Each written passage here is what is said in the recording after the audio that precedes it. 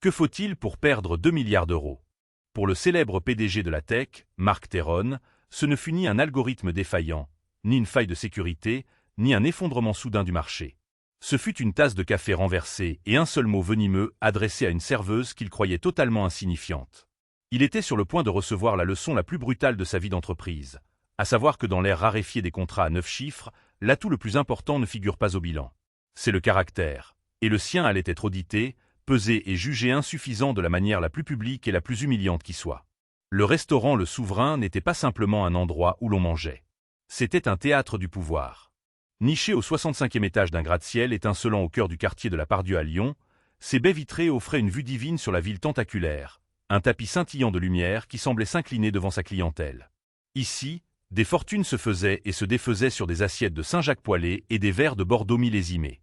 L'air lui-même semblait coûteux, imprégné de l'odeur d'huile de truffe, de cuir ancien et d'influence tacite.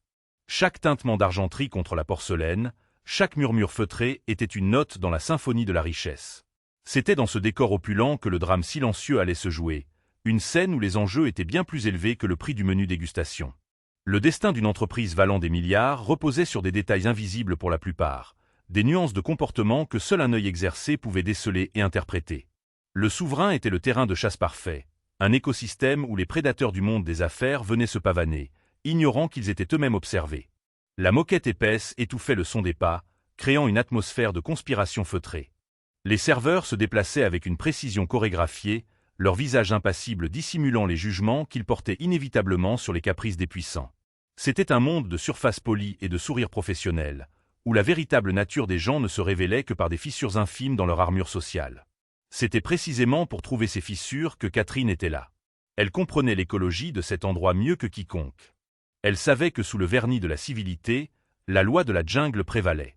Et ce soir, le plus grand des prédateurs allait entrer dans sa cage, sans se douter que les barreaux n'étaient pas faits d'acier, mais des attentes d'une seule personne qu'il considérerait comme moins que rien. Le poids de la décision à venir ne semblait pas peser sur elle, du moins en apparence. Elle était concentrée, chaque geste calculé, chaque observation enregistrée dans son esprit avec une clarté redoutable. Le balai du service n'était pour elle qu'une couverture, un camouflage pour la mission la plus cruciale de son entreprise. Au cours des 3 dernières semaines, cette cage dorée avait été le lieu de travail de Catherine Valois. Pour les clients et ses collègues, elle était simplement Kat, une nouvelle serveuse, étonnamment adroite, bien qu'un peu réservée. Elle se déplaçait avec une économie de mouvement qui démentait le poids des lourds plateaux en argent qu'elle portait. Son uniforme, une simple robe noire avec un tablier blanc impeccable, était immaculé. Elle était un visage anonyme dans un océan de service, un fantôme qui remplissait les verres d'eau, débarrassait les assiettes et répondait aux questions sur la carte des vins avec une compétence discrète. En toutes apparences, elle était entièrement ordinaire. Cet anonymat était une forteresse soigneusement construite. Catherine Valois n'était pas une serveuse.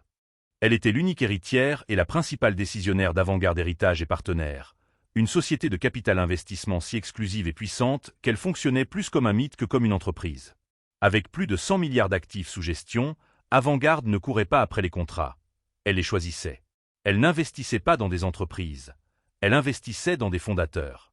Et depuis 3 générations, chaque investissement potentiel à 9 ou 10 chiffres était soumis à la même évaluation finale et clandestine, le test Valois. La philosophie, établie par son grand-père, était simple et brutale. Le véritable caractère d'une personne ne se révèle pas lorsqu'elle parle à ses égaux ou à ses supérieurs, mais dans la manière dont elle traite ce qu'elle perçoit comme étant en dessous d'elle. Avant de signer un chèque qui pourrait changer le cours d'une industrie, un Valois passait des semaines à travailler dans un poste de service.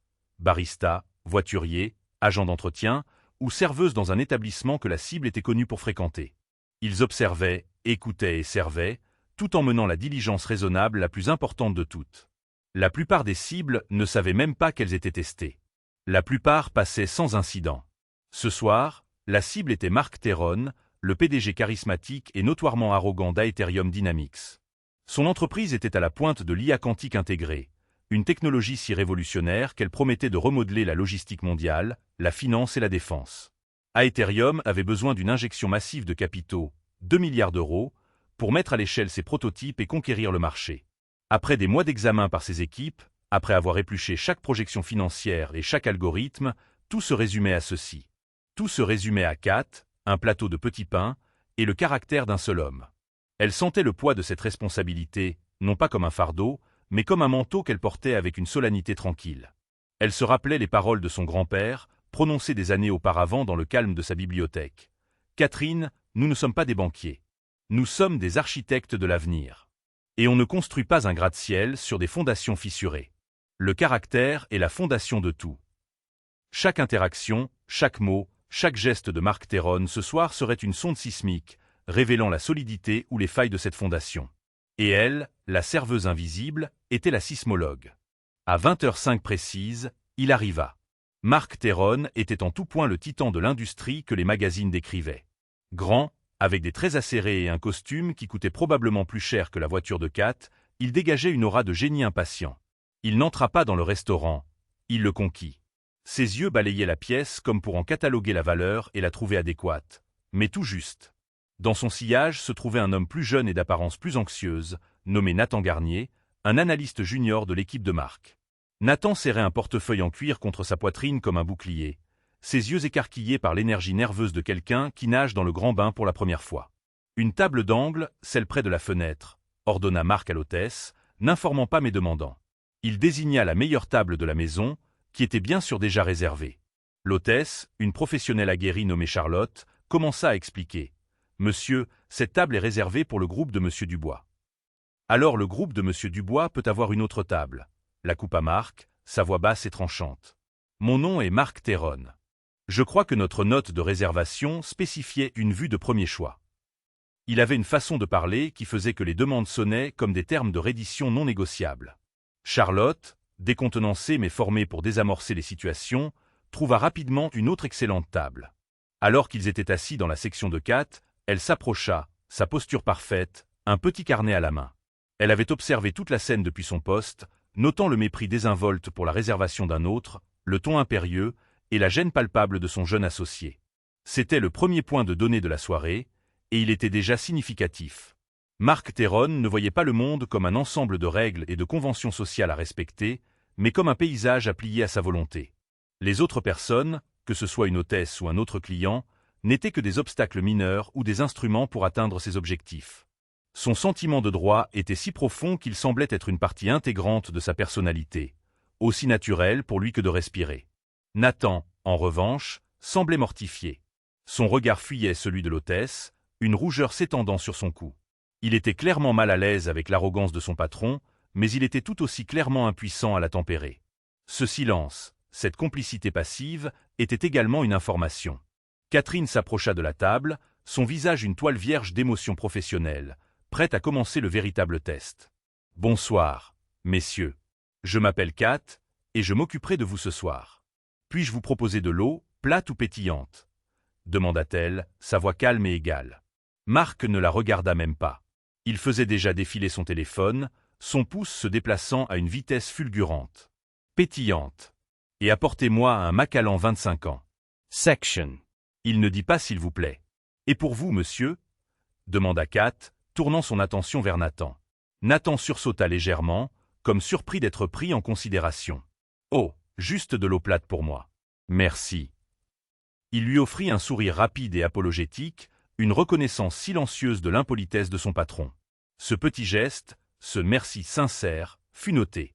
Il indiquait une conscience sociale que son supérieur semblait totalement dépourvu. Kat hocha la tête. « Bien sûr. Je reviens tout de suite avec vos boissons. » Alors qu'elle s'éloignait, elle pouvait déjà sentir la tension familière du test commencer. Elle avait servi des hommes égotiques auparavant, des hommes qui la considéraient comme faisant partie du mobilier. Mais il y avait quelque chose de différent chez Marc Terronne.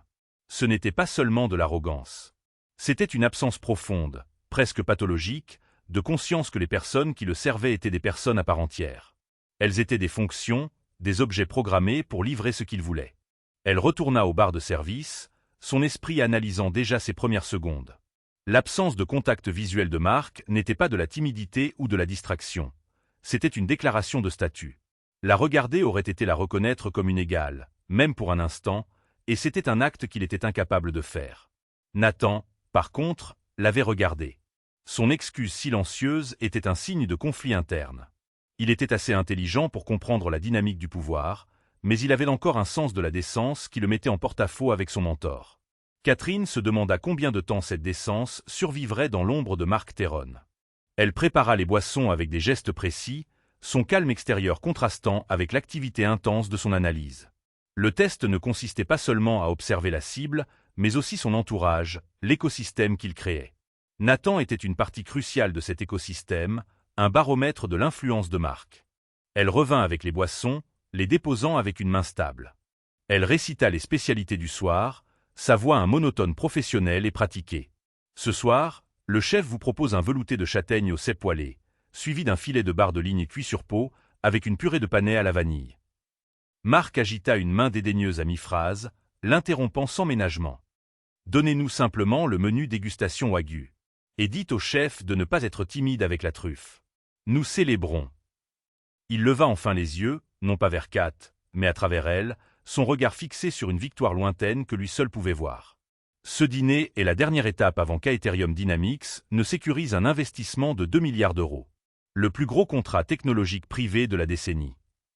Nathan se tortilla mal à l'aise, jetant un coup d'œil à Kat comme pour dire qu'il ne devrait pas dire cela. L'indiscrétion était flagrante, une autre démonstration de son ego. Il ne se souciait pas de qui entendait ses triomphes. Il supposait que tout le monde, y compris le personnel de service, devrait être impressionné. L'expression de Kat resta placide, un masque parfait d'indifférence polie. Elle ne laissa transparaître aucune réaction à la mention de la somme colossale, une somme qu'elle avait le pouvoir de donner ou de refuser. Un excellent choix, monsieur. Félicitations pour votre succès. Marc eut un rire bref et sans humour. Ce n'est pas encore un succès, ma belle. C'est la conclusion inévitable du génie. Il y a une différence. Les mots restèrent suspendus dans l'air alors que Kat se retirait vers la cuisine pour passer leur commande. Le test avait à peine commencé, mais les premiers points de données peignaient déjà un tableau sombre. Elle croisa Charlotte, qui leva les yeux au ciel dans un geste silencieux de solidarité. Kat lui adressa un léger hochement de tête, presque imperceptible. La symphonie du souverain continuait de jouer, mais pour Catherine Valois, la seule note qui comptait était le son discordant et grinçant du caractère de Marc Théron, et il sonnait déjà terriblement faux. Elle sentit un frisson de déception. Elle espérait toujours, à chaque test, trouver quelqu'un qui mariait l'ambition à l'intégrité. Mais de plus en plus souvent, elle trouvait des hommes comme Marc, des hommes qui croyaient que leur génie leur donnait le droit d'être cruels, que leur succès les absolvait des exigences de la simple décence humaine. C'était un schéma qu'elle connaissait trop bien, et c'était le type de leadership qu'elle était déterminée à ne jamais financer. Le repas progressa comme un accident de voiture au ralenti. Chaque plat apportait avec lui une nouvelle démonstration du dédain désinvolte de Marc Théron.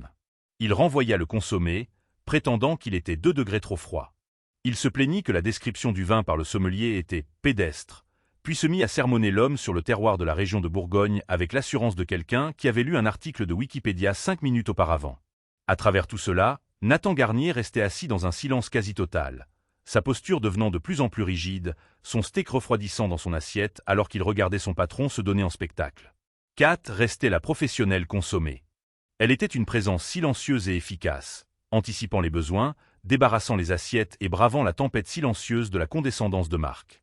Elle remplissait son verre de Macallan sans qu'on le lui demande. Elle remplaçait ses couverts avec une précision chirurgicale. Elle endurait son habitude de claquer des doigts pour attirer son attention, un son qui résonnait dans la salle à manger raffiné comme un coup de feu. Chaque claquement était une petite humiliation, une déclaration publique de son statut par rapport au sien. Son visage restait un masque neutre, mais derrière ses yeux, les rouages d'une décision de plusieurs milliards d'euros tournaient. Elle notait chaque interaction, non seulement avec elle, mais avec tout le personnel. L'incident avec le sommelier était particulièrement révélateur. L'homme, un expert passionné dans son domaine, avait tenté de partager une parcelle de ses connaissances. Mais Marc l'avait traité non pas comme un professionnel, mais comme un serviteur prétentieux. Il n'avait pas cherché à apprendre ou à échanger. Il avait cherché à dominer, à affirmer sa supériorité intellectuelle dans un domaine qui n'était même pas le sien. C'était une démonstration de force non pas pour impressionner Nathan, qui était clairement embarrassé, mais pour lui-même. C'était l'acte d'un homme profondément peu sûr de lui, qui avait besoin de rabaisser les autres pour se sentir grand. Catherine voyait au-delà de la façade du titan de la technologie. Elle voyait un tyran en devenir, un homme dont l'ego était une forteresse conçue pour le protéger de tout doute de soi. Et une telle forteresse n'avait pas de place pour les autres, sauf comme sujet ou comme miroir de sa propre grandeur. Le test Valois ne visait pas à trouver des saints. Son grand-père avait toujours dit que les affaires étaient un sport de sang, et qu'un certain degré d'ego et d'impitoyabilité était nécessaire. Le test visait à identifier une faille fatale, l'incapacité de réguler son comportement lorsque l'on détient tout le pouvoir. Un homme qui était cruel avec une serveuse sans raison était un homme qui serait cruel avec un ingénieur junior ayant une idée brillante mais non prouvée. Un homme qui ne pouvait pas supporter une soupe tiède sans faire une crise de colère était un homme qui craquerait sous la pression réelle d'un ralentissement du marché ou d'une manœuvre surprise d'un concurrent. Avant-Garde Héritage et Partenaires n'investissaient pas dans des passifs, et Marc Terron commençait à ressembler à l'équivalent humain d'une dette subprime. Catherine se souvenait d'un cas, des années auparavant, où un PDG avait passé le test avec brio. Il avait traité le personnel d'un café avec un respect et une gentillesse exemplaires, posant même des questions sur leur journée. Plus tard, lorsqu'une crise majeure avait frappé son entreprise, il avait rallié ses employés non pas par la peur, mais par la loyauté qu'il avait cultivée au fil des ans. Ils avaient travaillé jour et nuit pour sauver l'entreprise, non pas pour lui, mais avec lui. C'était ce genre de leadership qu'Avant-Garde cherchait à financer. Marc Terron, lui, inspirerait la peur, pas la loyauté. Ses employés l'obéiraient, mais ils ne se battraient pas pour lui. Ils l'abandonneraient au premier signe de faiblesse. Catherine observait Nathan, le voyant comme une étude de cas en temps réel. Le jeune homme était visiblement talentueux et intelligent, mais l'influence de Marc le réduisait au silence, étouffant toute initiative. Il était un indicateur avancé de l'effet toxique que le leadership de Marc aurait sur une organisation entière. La culture d'une entreprise s'écoulait de haut en bas, et la culture qu'Aetherium Dynamics était en train de construire était une culture de tyrannie et de conformité craintive. C'était un château de cartes, magnifique en apparence, mais prêt à s'effondrer au moindre souffle de vent contraire. Le point de bascule arriva avec le café. Ils avaient terminé leur plat principal, et Marc tenait le crachoir, sa voix montant en volume alors qu'il décrivait sa vision pour Aetherium. Il ne s'agit pas de logistique, Nathan. Tu vois, c'est ce que ces fossiles d'avant-garde ne comprennent pas. Il s'agit d'omniscience. Des analyses prédictives si puissantes que nous saurons qu'un conteneur d'expédition sera retardé dans 3 semaines parce qu'un docker à Singapour est sur le point d'attraper la grippe. Nous ne vendons pas de logiciels, nous vendons l'avenir. Sa grandiloquence était à son comble. Il se voyait non pas comme un homme d'affaires, mais comme un prophète, un oracle des temps modernes. Kat s'approcha avec un plateau contenant 2 tasses d'expresso et une petite cafetière de café chaud pour Marc. Elle se déplaçait avec précaution, naviguant dans le petit espace entre leur table et la table adjacente. Le chef de ce fonds avant-garde est un vieux reclus, continua Marc, gesticulant sauvagement avec sa main. Il a probablement hérité de son argent et passe ses journées à polir son monocle. Ils ont plus besoin de moi que je n'ai besoin d'eux. Une fois qu'ils verront. Sa main, gesticulant pour souligner sa propre importance, partit en arrière, heurtant le plateau dans la main de Kat. Le choc fut brutal et inattendu.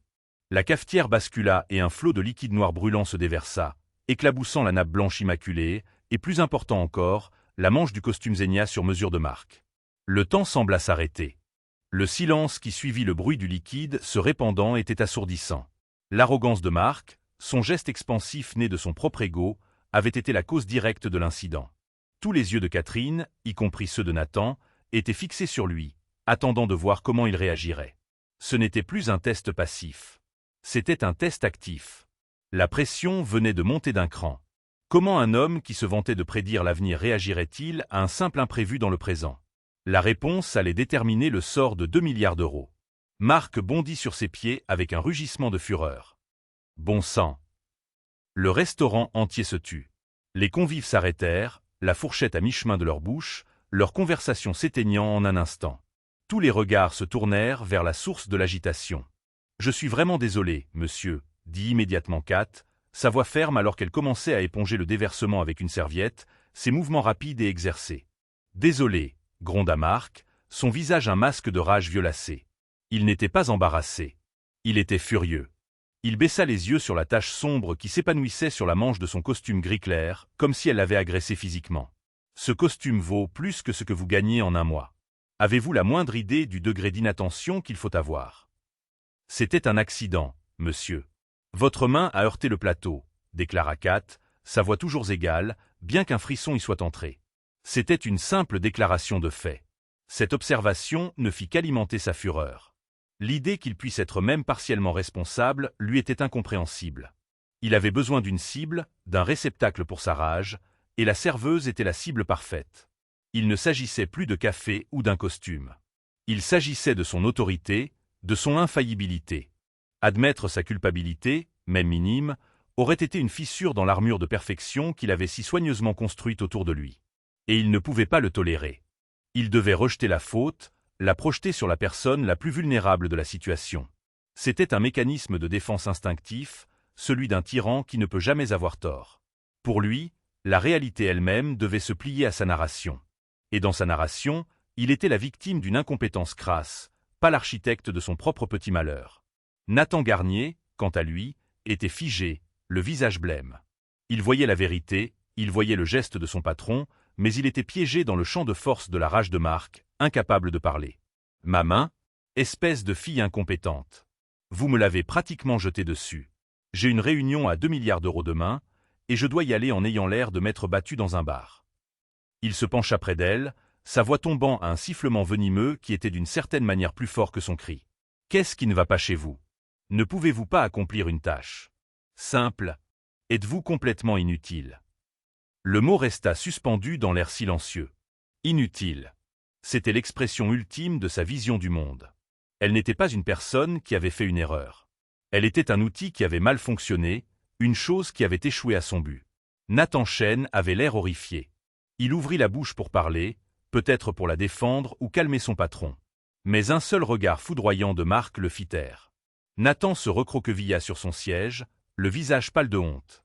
Pour Catherine, ce mot fut le clou final dans le cercueil de l'accord. Inutile.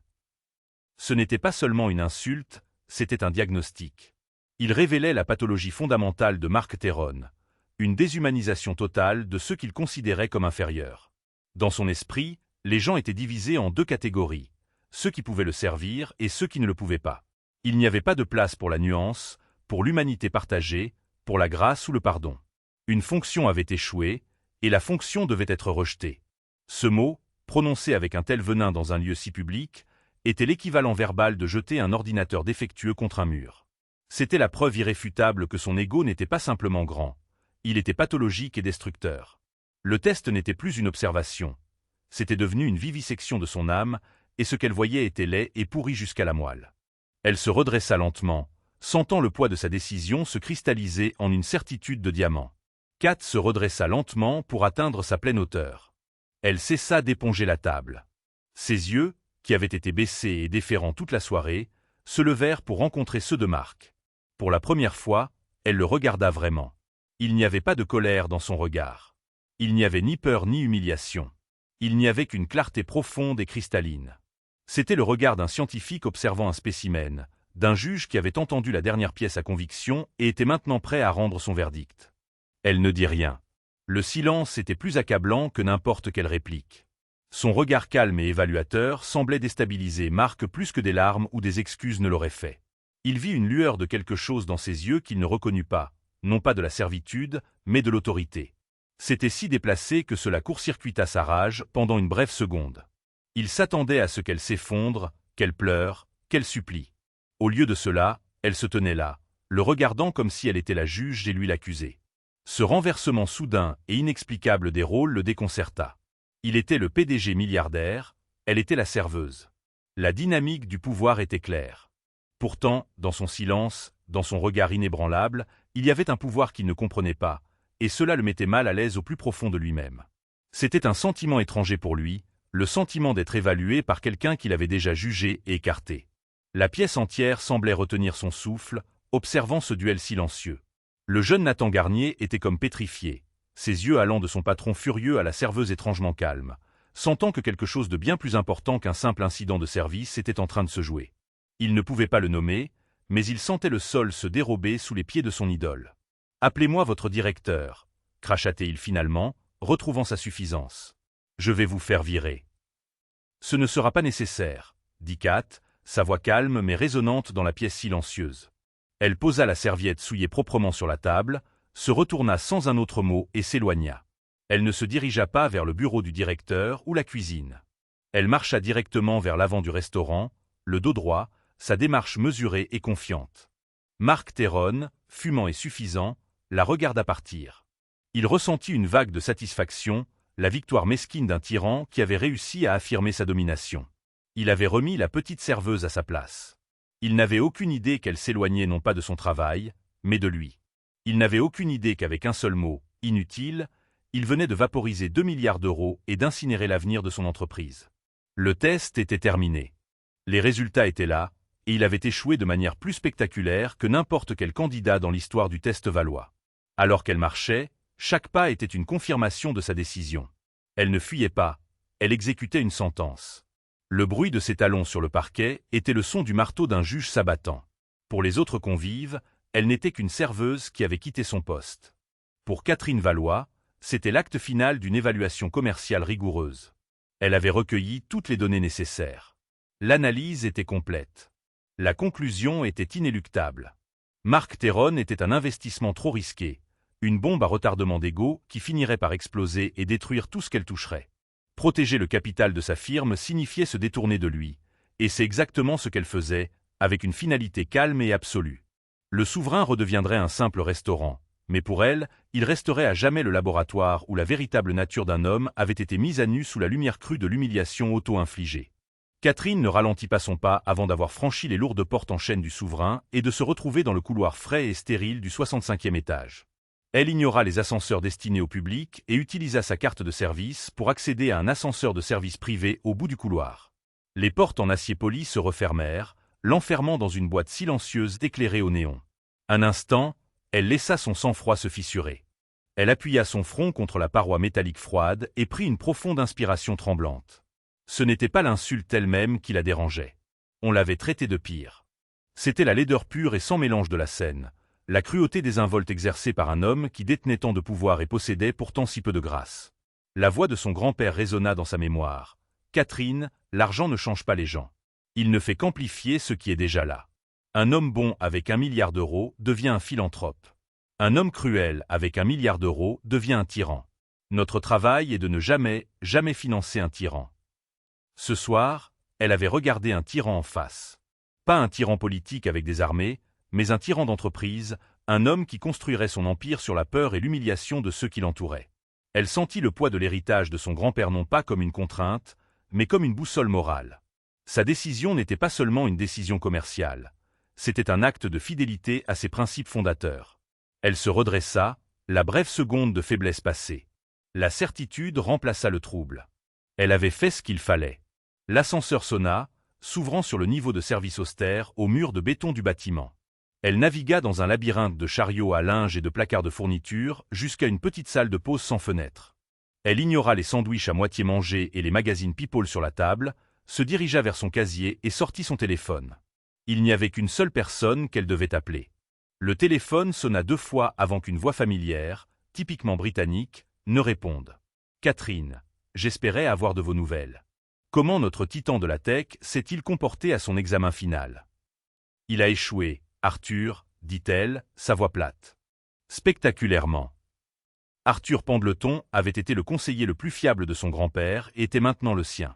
Pendant 40 ans, il avait été le fidèle intendant d'Avant-Garde Héritage et Partenaires, l'homme qui s'occupait de la mécanique de la firme pour que les Valois puissent se concentrer sur la philosophie. Définissez spectaculairement. S'est-il plaint de la sélection des vins? A-t-il laissé un pourboire insuffisant? Il m'a traité d'inutile, déclara Catherine, le mot ayant un goût de cendre dans sa bouche. Elle raconta rapidement toute la soirée, des ordres dédaigneux au claquement de doigts, culminant avec le café renversé et l'explosion venimeuse. Elle décrivit le regard sur le visage de Marc, le silence terrifié de son junior, Nathan Garnier, et le hoquet collectif de tout le restaurant. Arthur resta silencieux un long moment. Quand il parla enfin, sa voix était lourde de déception. Mon Dieu, quelle arrogance! Après que tous nos rapports aient signalé son complexe divin comme un facteur de risque potentiel, nous espérions qu'il pourrait le modérer dans un cadre professionnel. C'était le cadre professionnel, Arthur, rétorqua Catherine, une dureté dans la voix. Il pense que le monde est son cadre professionnel. Il croit que toute personne qui n'est pas dans sa ligne de mire directe pour le profit est un objet, une fonction, pas une personne. Il n'a pas vu une serveuse ce soir. Il a vu un équipement de restaurant défectueux. Elle pouvait entendre Arthur soupirer, un son comme un bruissement de parchemin. La conversation était un rituel qu'ils avaient joué plusieurs fois, mais jamais avec des enjeux aussi élevés ou un échec aussi lamentable. Et la technologie, Catherine? Les projections pour Aetherium sont astronomiques, disruptives à l'échelle mondiale. Sommes-nous certains qu'un défaut de personnalité devrait faire obstacle à cela? C'était la question qu'il était tenu de poser. La position de l'avocat du diable qu'il adoptait toujours pour s'assurer que ses décisions étaient à toute épreuve. Ce n'est pas un défaut, c'est une fissure fondamentale, répondit-elle fermement. Réfléchis-y. Un homme qui blâme une serveuse pour un gâchis qu'il a causé est un homme qui blâmera ses ingénieurs pour un lancement de produit qu'il a précipité. Un homme qui rabaisse quelqu'un pour une simple erreur est un homme qui favorisera une culture de la peur où personne n'est prêt à signaler de mauvaises nouvelles jusqu'à ce qu'il soit trop tard. Son ego est un passif plus grand que n'importe quelle fluctuation du marché. Il s'aliénera des partenaires, il épuisera ses talents. Et quand la vraie pression arrivera, pas une tache de café, mais une véritable crise, il se brisera. Nous n'investirions pas dans Aetherium Dynamics. Nous financerions l'implosion spectaculaire et éventuelle de Mark Theron. Mon grand-père n'aurait jamais signé ce chèque. Il y eut une autre pause, plus courte cette fois. Non, acquiesça doucement Arthur. Il ne l'aurait pas fait. Votre jugement est sûr, comme toujours. La réunion du conseil d'administration est prévue pour 10 heures demain matin. Theron croit que c'est une présentation finale et une cérémonie de signature. Je sais, dit Catherine. J'y serai. Vous vous habillerez pour l'occasion ?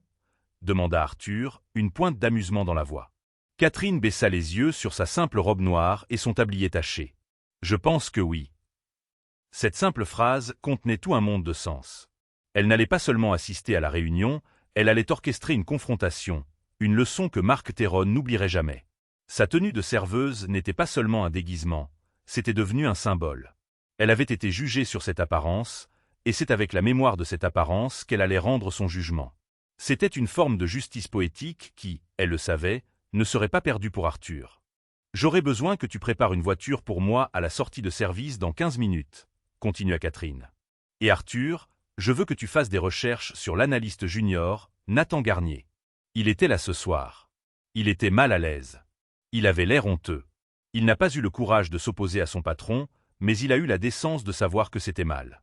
Découvre son histoire. »« Considérez que c'est fait, » dit Arthur. « Je ferai les préparatifs nécessaires. Tous les contrats portant le nom d'Aetherium seront déchiquetés numériquement.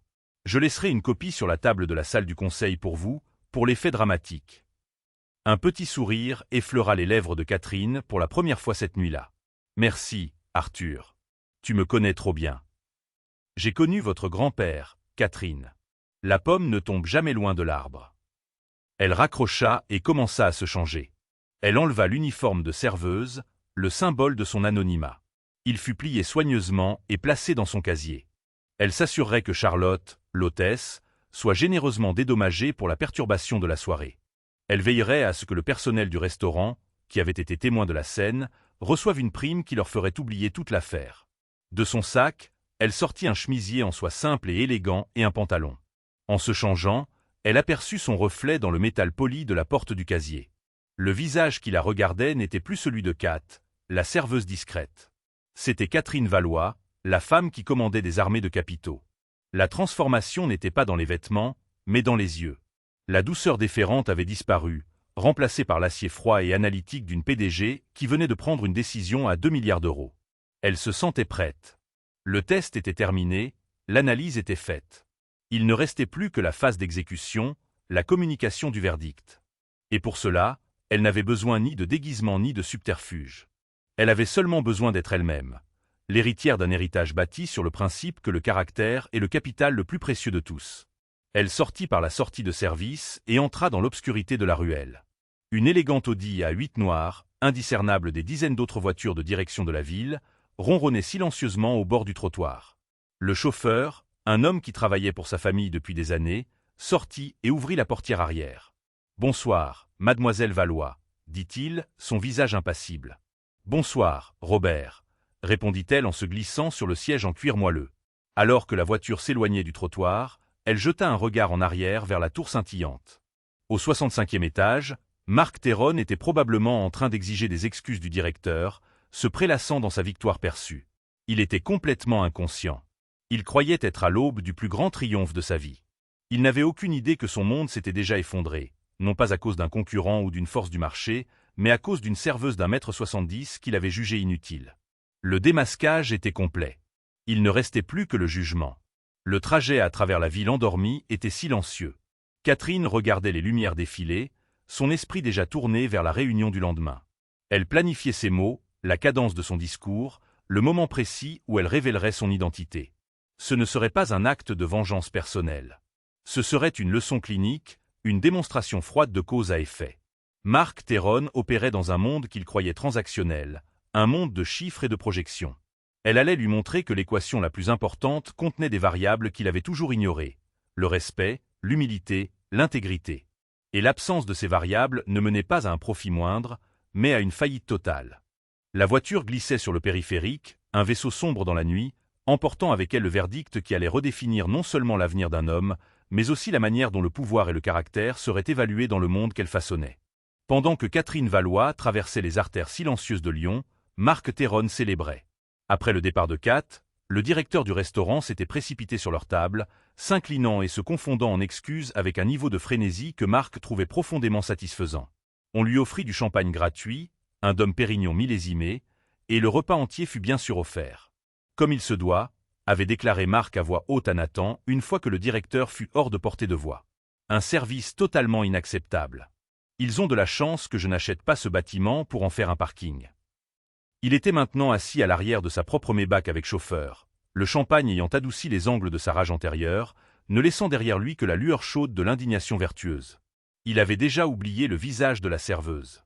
Elle était une note de bas de page, un désagrément mineur dans le grand récit de son ascension. Il se sentait puissant, validé. L'incident n'avait fait que renforcer sa conviction que le monde était peuplé d'incompétents et que c'était son devoir, en tant qu'être supérieur, de les remettre à leur place. Chaque excuse du directeur, chaque verre de champagne gratuit était une confirmation de son statut.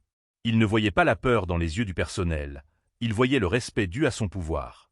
Son interprétation de la réalité était si déformée par son ego qu'il était incapable de voir la situation pour ce qu'elle était.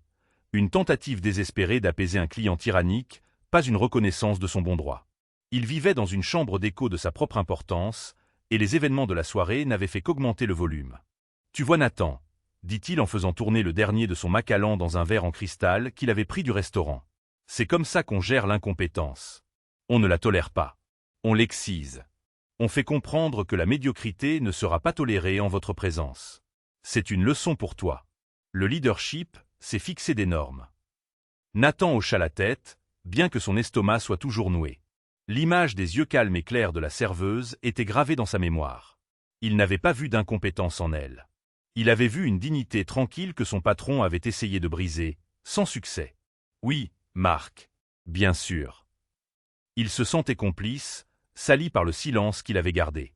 Il avait voulu dire quelque chose, intervenir, mais la peur de la colère de Mark, la peur de compromettre sa propre carrière, l'avait paralysé. Maintenant, il devait écouter cette leçon qui lui retournait l'estomac. Il commençait à se demander si le prix à payer pour travailler aux côtés d'un génie n'était pas sa propre âme. Elle sera virée dès demain matin, continua Mark avec un geste de la main. Et elle apprendra une leçon précieuse sur à qui elle a affaire. Les gens comme ça ont besoin qu'on leur rappelle leur place dans le monde. La voiture s'arrêta devant le siège d'Aetherium Dynamics, un monument de verre noir et d'acier qui occupait un emplacement de choix. Même à cette heure tardive, des lumières brillaient à des dizaines d'étages. Son entreprise, comme son PDG, ne dormait jamais. Ils prirent l'ascenseur privé jusqu'au dernier étage, qui abritait le bureau de Mark, un espace tentaculaire qui était moins un bureau qu'un temple à son propre ego. Un mur était une fenêtre panoramique surplombant la ville. Un autre était couvert de couvertures de magazines encadrés le mettant en vedette. Capital, Challenge, Forbes. Le titre du dernier disait « L'homme qui possédera demain ». Une petite équipe de ses principaux dirigeants l'attendait, leur visage un mélange d'épuisement et d'anticipation. Ils étaient restés en attente toute la nuit, attendant des nouvelles du dîner. « Alors ?» demanda son directeur financier, un homme à l'air las nommé Geoffroy. Mark se dirigea vers son bureau et posa son verre avec un bruit sourd et triomphant. « C'est fait », annonça-t-il, un large sourire prédateur se dessinant sur son visage. Le dîner était une formalité, un dernier coup d'œil. Les gens d'avant-garde sont des dinosaures, mais ils reconnaissent un pur sang quand ils en voient un. Demain à 10 heures, nous signons les papiers. 2 milliards d'euros. Le plus grand financement de série C de l'histoire de la tech. La pièce éclata en un chœur d'acclamations et d'applaudissements soulagés. Des bouteilles de champagne qui attendaient sur la glace furent débouchées. Mark leva une main pour demander le silence. « Ceci, dit-il, sa voix résonnant d'une gravité théâtrale, n'est pas seulement une victoire pour nous. C'est une victoire pour la vision. Pendant que nos concurrents itéraient, nous innovions. Pendant qu'ils se concentraient sur le prochain trimestre, nous nous concentrions sur le prochain siècle. Ce financement n'est pas seulement de l'argent. C'est une validation. C'est le carburant du moteur qui va refaire le monde. Il se prélassa dans l'adulation de son équipe, leurs visages fatigués maintenant illuminés par un culte du héros. Il était leur visionnaire, leur leader, l'homme qui avait fait exister cette entreprise impossible par sa seule volonté. L'incident au restaurant, la serveuse inutile, le café renversé. Tout était oublié. Une particule de poussière insignifiante balayée de la manche de sa grande ambition. Alors que les autres célébraient, il prit Nathan à part. « Tu étais silencieux ce soir, Nathan. Tu avais l'air nerveux. » C'était juste un dîner à enjeux élevés, Marc. Je ne voulais pas dire la mauvaise chose, mentit Nathan, évitant le regard perçant de son patron. Il se sentait de plus en plus mal à l'aise, un imposteur dans cette célébration. La victoire avait un goût amer, le goût de la honte.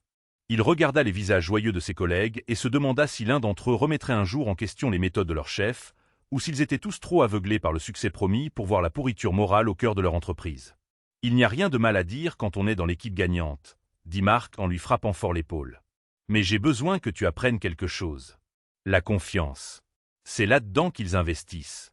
Ils investissent en moi, en ma croyance absolue et inébranlable en ce que nous faisons. Ils voient ça et l'argent suit. N'oublie jamais ça. Tes chiffres et tes feuilles de calcul sont bien, mais c'est l'aura de succès qui conclut les affaires. » Il se tourna pour regarder par la fenêtre la ville en contrebas, un conquérant inspectant son domaine. « Demain, tu seras dans cette pièce avec moi. Tu verras de tes propres yeux comment on fait. Tu me regarderas serrer la main d'un représentant du conseil d'administration d'Avant-Garde, et tu verras 2 milliards d'euros affluer sur nos comptes. » Il prit une gorgée de son champagne. « Tout se passe exactement comme je l'avais prévu. Rien ne peut nous arrêter maintenant. » L'ironie dramatique de sa déclaration fut perdue pour tout le monde dans la pièce. Il célébrait un avenir qui avait déjà été effacé. Il portait un toast à un accord qui était déjà mort. Marc Théron se tenait au sommet de sa carrière, un roi au dernier étage de son château, complètement inconscient que les fondations mêmes de son royaume avaient été emportées par une seule tasse de café renversée et un raz-de-marée de son propre orgueil. Sa façade de triomphe était parfaite, sans faille et totalement creuse. Le matin arrivait, et avec lui un jugement qu'il ne pouvait absolument pas imaginer.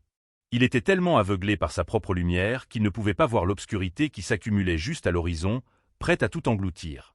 La fête continuait autour de lui, un requiem joyeux pour une entreprise déjà condamnée. Le lendemain matin, l'air dans le hall d'Avant-Garde Héritage et Partenaires crépitait d'une révérence presque religieuse. C'était un vaste espace aux allures de cathédrale, fait de marbre blanc et de chrome poli, silencieux, à l'exception du murmure d'une cascade discrètement cachée. Marc Théron le traversa comme s'il en était le propriétaire, avec Nathan Garnier quelques pas derrière lui, serrant son portefeuille encore plus fort que la veille. Marc se sentait invincible. Il avait dormi 3 heures, mais il était animé par un puissant cocktail d'adrénaline et de confiance en soi suprême. Son costume taché de la veille avait été remplacé par un costume anthracite encore plus impeccable, une véritable armure pour le gladiateur d'entreprise. « Impressionnant, n'est-ce pas ?» murmura Marc à Nathan, en désignant l'espace minimaliste et aérien. « Le vieil argent. Ils essaient de vous intimider avec l'architecture. Tout ça, c'est du spectacle. Souviens-toi, Nathan, c'est nous qui avons le pouvoir ici. Ils ont plus besoin de notre technologie que nous de leur argent. » Une femme posée avec un carré argenté élégant les accueillit. « Monsieur Théron, Monsieur Garnier, bienvenue. Madame Valois vous attend. » Le sourcil de Marc se contracta. « Madame Valois ? J'avais l'impression de rencontrer le conseil d'administration ou Monsieur Pendleton. » Arthur Pendleton était le seul nom avec lequel il avait eu un contact direct lors des étapes préliminaires. « Madame Valois est la décisionnaire finale pour tous les investissements principaux, » répondit la femme doucement, son expression indéchiffrable. « Elle dirigera la réunion. Par ici, s'il vous plaît. » Elle les conduisit le long d'un long couloir silencieux bordé d'œuvres d'art moderne de qualité musée. La dernière porte au bout du couloir était une unique et imposante plaque d'acajou foncé. La femme l'ouvrit et leur fit signe d'entrer. La salle du conseil était encore plus intimidante que le hall. Elle était dominée par une colossale table dans granit noir poli jusqu'à obtenir un éclat miroir. Un mur entier était une baie vitrée offrant une vue panoramique à couper le souffle sur la ville de Lyon et le confluent du Rhône et de la Saône. À la tête de la table était assise une seule silhouette, le dos tourné, regardant l'eau. C'était un homme plus âgé avec une tignasse de cheveux blancs, impeccablement vêtu. Marc supposa qu'il s'agissait du chef reclus du fond. « Messieurs, veuillez vous asseoir, » dit l'homme, sa voix un grondement sourd. C'était Arthur Pendleton. Il fit pivoter sa chaise pour leur faire face. « Madame Valois sera avec nous dans un instant. Elle termine juste un appel. » Marc et Nathan prirent place en face de lui. L'unique document épais posé au centre de la table était le seul objet sur sa vaste surface. Marc le lorgna avec avidité. Le contrat de 2 milliards d'euros. « Monsieur Pendleton, » commença Marc en se penchant en avant avec un sourire de conspirateur. « C'est un plaisir de vous rencontrer enfin en personne. J'espère que tous les papiers finaux sont en ordre. »« Tout est en ordre, monsieur Théron, » dit Arthur, ses yeux ne trahissant rien. « Toutes les dispositions ont été prises conformément à notre procédure standard. » La porte de la salle du conseil s'ouvrit de nouveau. « Ah, la voici maintenant, » dit Arthur, un nouveau ton dans la voix. Marc et Nathan tournèrent tous deux la tête vers la porte. Une femme entra. Elle portait un tailleur pantalon bleu marine sur mesure, taillé à la perfection. Ses cheveux étaient tirés en un chignon sévère et élégant. Ses chaussures cliquetaient avec une autorité silencieuse sur le sol en marbre. Elle tenait une tablette dans une main, ses mouvements économiques et précis. Alors qu'elle entrait pleinement dans la lumière, le sang de Nathan Garnier se glaça. Il sentit l'air quitter ses poumons dans un hoquet silencieux. Ses yeux s'écarquillèrent de reconnaissance horrifiée. Marc, cependant, se contenta de la fixer, une lueur de confusion sur son visage. Il savait qu'il l'avait déjà vue, mais son esprit refusait de faire le lien. Son cerveau avait si complètement catalogué la serveuse de la veille comme une entité non significative qu'il ne pouvait pas la situer dans ce contexte. Une serveuse ici, dans cette salle de conseil. L'idée était absurde, un bug dans sa mémoire. Elle se dirigea vers la tête de la table, posant sa tablette à côté d'Arthur Pendleton. Elle ne regarda pas encore Marc. Elle regarda Nathan. Son expression était neutre, mais ses yeux croisèrent les siens pendant une fraction de seconde. Et à ce moment-là, il sut que ses pires craintes étaient réelles. Puis elle tourna son regard vers Marc Théron. Ses yeux étaient les mêmes. C'étaient les mêmes yeux calmes, évaluateurs, d'une clarté déconcertante qu'il avait fixés dans le restaurant juste avant qu'elle ne s'éloigne. La reconnaissance frappa enfin Marc comme un coup physique. Le sang quitta son visage. Le sourire confiant se figea, se fissura et fondit, remplacé par une expression de choc pur et sans mélange. Sa bouche s'ouvrit légèrement, mais aucun mot ne sortit. Il regarda d'elle à Arthur, puis de nouveau à elle, son esprit s'efforçant de traiter l'impossible réalité qui se présentait à lui. La serveuse, la fille incompétente, la femme inutile qu'il avait prévu de faire virer. Elle se tenait à la tête de la table de la salle du conseil d'une société de capital investissement de 200 milliards d'euros. Catherine Valois tendit la main, non pas pour la serrer, mais dans un geste vers la chaise à côté d'elle. « Monsieur Théron, » dit-elle, sa voix ayant le même ton calme et régulier dont il se souvenait. Mais maintenant, ce n'était plus la voix d'une servante. C'était la voix du pouvoir absolu. « Veuillez vous asseoir. Nous avons beaucoup de choses à nous dire. Ou plutôt, j'ai beaucoup de choses à vous dire. » Le jugement avait commencé. Dans le silence assourdissant de la salle du conseil, Marc Théron comprit enfin qu'il n'avait pas dîné la veille. Il avait passé un test, et la femme qu'il avait échoué était maintenant assise sur le siège du juge. Marc Théron s'effondra dans sa chaise, ses mouvements raides et robotiques. La couleur n'était pas revenue sur son visage. Le titan de la tech, l'homme qui posséderait demain, semblait petit et totalement désemparé. Un roi soudainement dépouillé de sa couronne et de ses robes devant toute sa cour. Son univers avait été retourné en l'espace de 30 secondes. Catherine Valois prit place à la tête de la table. Elle n'avait pas l'air triomphante ou suffisante. Son expression était celle d'une analyse froide et dépassionnée, comme un médecin pourrait regarder une radiographie troublante. Arthur Pendleton était assis à côté d'elle, une présence silencieuse et observatrice. « Je crois que nous nous sommes rencontrés hier soir, » commença Catherine, sa voix tranchant le silence épais. « Au souverain. Vous avez pris le menu dégustation Wagyu et un Macallan 25 ans. » Marc déglutit difficilement, le son anormalement fort dans la pièce silencieuse. « Je ne comprends pas. »« Non, » acquiesça Catherine. « Vous ne comprenez pas. Et c'est précisément le problème. Laissez-moi vous expliquer. Je m'appelle Catherine Valois. Je suis l'associé principal de cette firme. Depuis 3 générations, Avant-Garde opère selon un principe fondamental établi par mon grand-père. Nous pensons que les bilans financiers et les projections de marché ne racontent que la moitié de l'histoire d'une entreprise. L'autre moitié, la plus importante, est racontée par le caractère de ses dirigeants. Elle fit une pause, laissant les mots s'imprégner. Marc la fixait, son esprit toujours chancelant sous le choc. Avant de finaliser tout investissement significatif, continua-t-elle, nous menons une dernière diligence raisonnable. Nous l'appelons le test Valois. C'est un simple test de stress en situation réelle, conçu pour révéler la véritable nature d'un dirigeant lorsqu'il croit que personne d'important ne le regarde. Nous nous plaçons dans une position de service, un voiturier, un barista, un concierge d'hôtel, ou dans votre cas, une serveuse.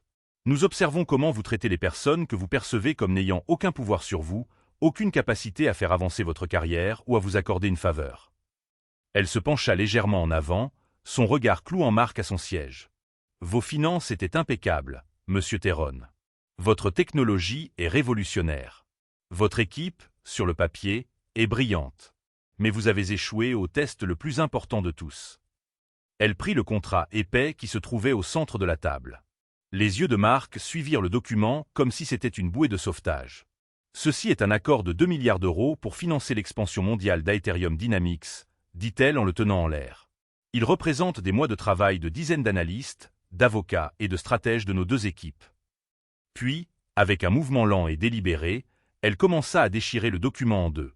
Le son du papier qui se déchire était violent dans la pièce silencieuse. Elle le déchira encore, et encore, jusqu'à ce que le contrat ne soit plus qu'un tas de papier déchiqueté sur le granit poli. Un son étranglé s'échappa de la gorge de Marc. « Pourquoi » murmura-t-il, sa voix brisée. « À cause d'une tache de café ? D'un malentendu. » Un malentendu. La voix de Catherine était glaciale. « Il n'y a eu aucun malentendu. Je vous ai parfaitement compris. Je vous ai compris lorsque vous avez claqué des doigts pour attirer mon attention comme si j'étais un chien. Je vous ai compris lorsque vous avez sermonné un sommelier qui a consacré sa vie à son métier. Et je vous ai compris avec une clarté parfaite et accablante lorsque vous m'avez regardé, une personne que vous n'aviez jamais rencontrée, et que vous m'avez traité d'inutile parce que votre propre geste négligent a causé un accident. » Elle se leva et commença à arpenter lentement derrière sa chaise, sa présence dominant la pièce. « Il ne s'agit pas de mes sentiments, monsieur Théron. Mes sentiments sont sans importance. Il s'agit d'une évaluation des risques. Votre comportement hier soir n'était pas une anomalie. C'était un point de données qui a révélé une faille de caractère catastrophique. Un dirigeant qui ne peut accepter la responsabilité d'une erreur mineure n'acceptera jamais la responsabilité d'une erreur majeure. Un dirigeant qui traite ses subordonnés avec mépris crée une culture de la peur où l'innovation meurt parce que les employés ont trop peur de présenter une opinion dissidente ou un problème potentiel. Un dirigeant qui est si isolé par son propre ego qu'il est aveugle à l'humanité de ceux qui l'entourent est un dirigeant qui est, tout simplement, un mauvais investissement. Elle s'arrêta et le regarda directement. Que se passe-t-il lorsque l'un de vos ingénieurs brillants mais introvertis voit une faille fatale dans votre code quantique? Se sentira-t-il assez en sécurité pour en parler à l'homme qui éviscère publiquement une serveuse pour une boisson renversée? Ou restera-t-il silencieux, laissant la faille arriver sur le marché, coûtant potentiellement des milliards à notre investissement et ruinant la réputation de votre entreprise? Je connais la réponse. Vous êtes un passif. Votre ego est une menace plus grande pour Aetherium Dynamics que n'importe quel concurrent. Marc retrouva enfin sa voix, un ton désespéré et suppliant remplaçant sa confiance habituelle. Je m'excuse. J'étais sous une énorme pression. L'accord. C'était une grande soirée. J'ai dépassé les bornes. Je suis profondément, vraiment désolé. Vous êtes désolé maintenant, dit Catherine, sa voix inflexible. Vous êtes désolé parce que la serveuse que vous avez insultée est en position de vous refuser 2 milliards d'euros. Vous n'étiez pas désolé hier soir quand vous pensiez que je n'étais qu'une serveuse. C'est là toute la différence. C'est tout l'enjeu. L'intégrité, c'est ce que vous faites quand personne ne regarde. Et hier soir, je regardais. Elle retourna à son siège. Le verdict est le suivant. Avant-Garde Héritage et Partenaires renonce à l'opportunité d'investir dans Aetherium Dynamics. Notre décision est finale. Nous publierons un communiqué à la presse financière cet après-midi, citant une incapacité à s'aligner sur les principes fondamentaux de leadership. Elle tourna ensuite son regard vers Nathan Garnier, qui était resté assis aussi immobile qu'une statue, son visage un masque de misère. « Monsieur Garnier, dit-elle, son ton s'adoucissant légèrement. J'ai vu votre visage hier soir. J'ai vu que vous saviez que ce qui se passait était mal. Vous n'avez pas parlé, mais vous avez ressenti la honte des actions de votre chef. Cela m'en dit aussi long sur votre caractère. » Elle fit glisser une carte de visite sur la table vers lui. Elle s'arrêta juste devant ses mains tremblantes. « Votre PDG est sur le point de mener son entreprise à la faillite. Lorsque vous déciderez que vous ne souhaitez plus être passager de ce voyage, Appelez le numéro sur cette carte. Nous sommes toujours à la recherche d'esprits vifs et analytiques qui sont attachés à un compas moral. Sur ce, elle se leva. Arthur vous raccompagnera. Notre affaire est conclue. Elle se tourna et se dirigea vers une porte privée derrière sa chaise, sans regarder en arrière. La porte se referma derrière elle, laissant Mark Tyrone assis dans un silence stupéfait, fixant le tas de papiers déchiquetés qui avait été son avenir. Le verdict avait été rendu. Son royaume était réduit en poussière. Les retombées furent immédiates et brutales. Le communiqué d'avant-garde, bien que formulé de manière professionnelle, envoya une onde de choc dans la communauté des investisseurs. Une incapacité à s'aligner sur les principes fondamentaux de leadership était un euphémisme poli du monde des affaires pour une faille de caractère catastrophique chez le PDG. Les chuchotements se transformèrent en rumeurs, et les rumeurs en articles paniqués dans le Wall Street Journal et les Échos. Mark Tyrone, le prodige intouchable, était soudainement toxique. D'autres investisseurs qui tournaient autour se retirèrent. Les talents clés d'Aetherium, sentant la tempête arriver, commencèrent discrètement à mettre à jour leur profil LinkedIn. Mark Tyrone tenta de se défendre. Il donna une interview en invoquant des « différences créatives » et décria Avant-Garde comme une institution archaïque incapable de comprendre son approche visionnaire. Mais l'histoire de son humiliation était trop bonne, trop puissante. Une source anonyme du souverain, probablement un convive d'une table voisine, divulgua l'histoire du dîner désastreux à un blog technologique de premier plan. Le compte du PDG, de la serveuse et de la crise de colère à 2 milliards d'euros devint viral. Mark devint une caricature, un mème de l'arrogance et du droit. Son entreprise, autrefois un phare de l'avenir, était maintenant une plaisanterie. En 6 mois, Aetherium Dynamics déposa le bilan. Sa technologie révolutionnaire fut démantelée et vendue à la découpe.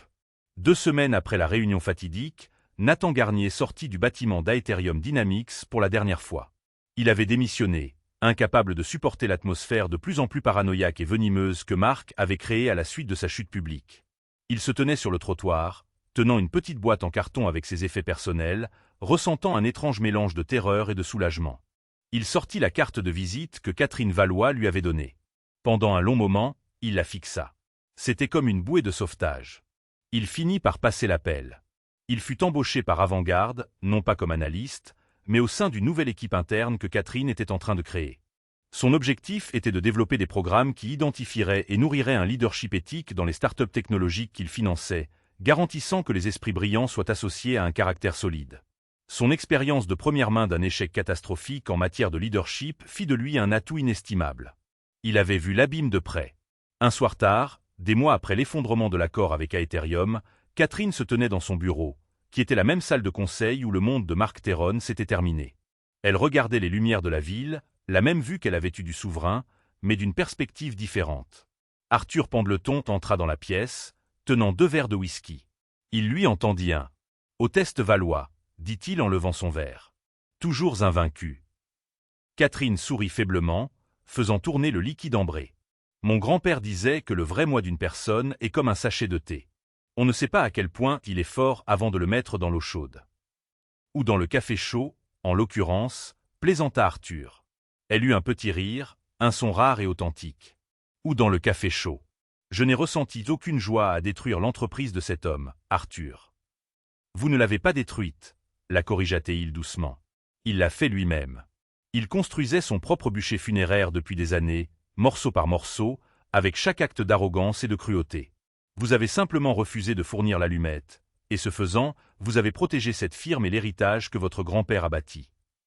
Elle regarda le rapport préliminaire de Nathan Garnier sur son bureau, une proposition détaillée et perspicace pour leur nouvelle initiative de leadership. Elle y voyait de l'espoir. Les 2 milliards d'euros qu'ils avaient refusés à Mark Tyrone seraient maintenant utilisés pour financer une douzaine d'autres entreprises.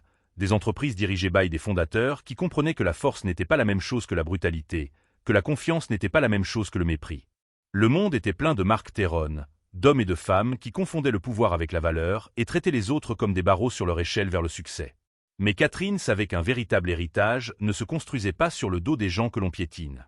Il se construisait sur les fondations de l'intégrité, du respect et de la compréhension simple et profonde que personne, ni un PDG, ni un concierge, ni une serveuse, n'est jamais vraiment inutile.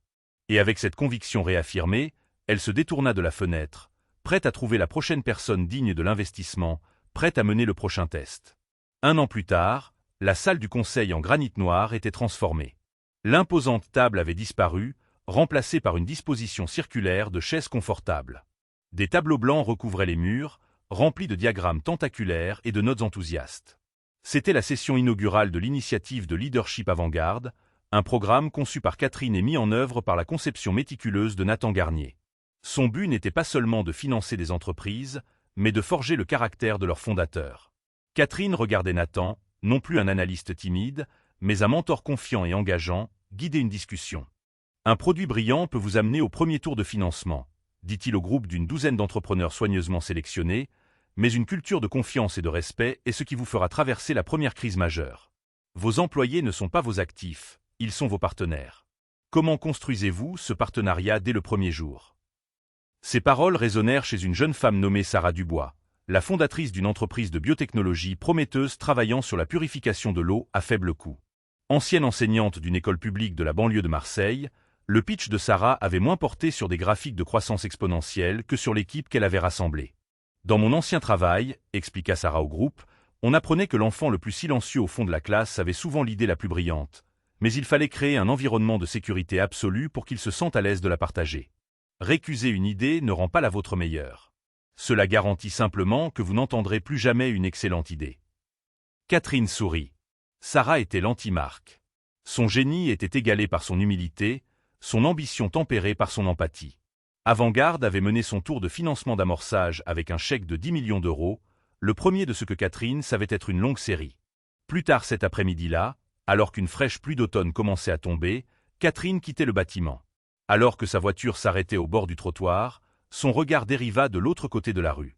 Un homme se tenait sur le coin opposé, essayant en vain d'héler un taxi. Son costume était mal ajusté et légèrement froissé, ses cheveux en désordre.